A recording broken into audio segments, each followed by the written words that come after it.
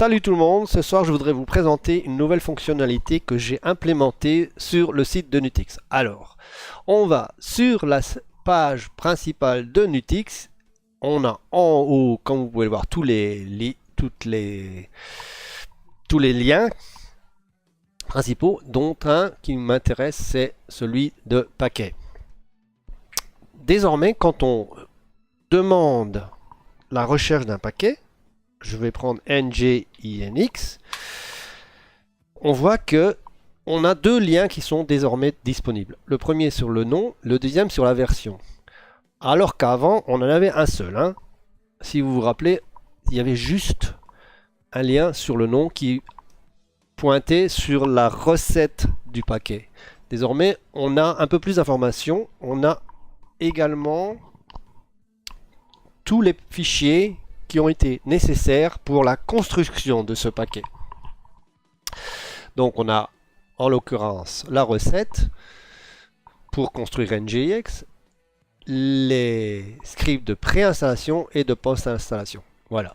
Donc ça c'est super pratique, ça permet vraiment de se faire une idée qu'est-ce qui a été nécessaire pour construire NGINX.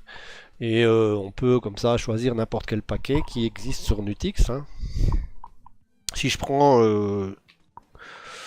KDEonLive par exemple, voilà, c'est un logiciel de montage vidéo que vous connaissez peut-être. On peut voir que la recette, elle n'est pas très compliquée. On a donc toutes les dépendances ici. Voilà. La première ligne, ce sont donc les dépendances pour la construction du paquet. Une description que l'on retrouve évidemment sur la page et les informations diverses comme le site internet où l'on peut trouver des informations, la personne qui a construit le paquet, les contributeurs, les dépendances pour le fonctionnement, et ensuite on a le nom, la version et la source le lien pour la source pour construire le paquet. Voilà. Je ne vais pas rentrer dans les détails ici ce soir, mais c'était juste pour vous montrer ce que ce lien pointe, vers quelle information le lien pointe. Le deuxième lien que je trouve très pratique, c'est ça affiche désormais l'historique. Ça affiche l'historique complet de ce paquet.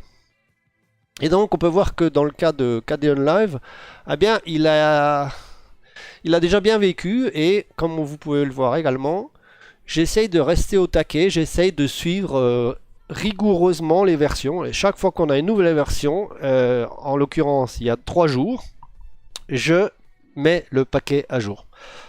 Voilà, c'était ce que je voulais vous montrer ce soir sur la nouvelle fonctionnalité du site de la distribution.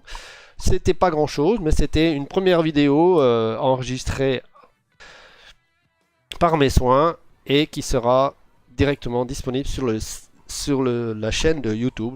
Je vous dis à bientôt et à la prochaine.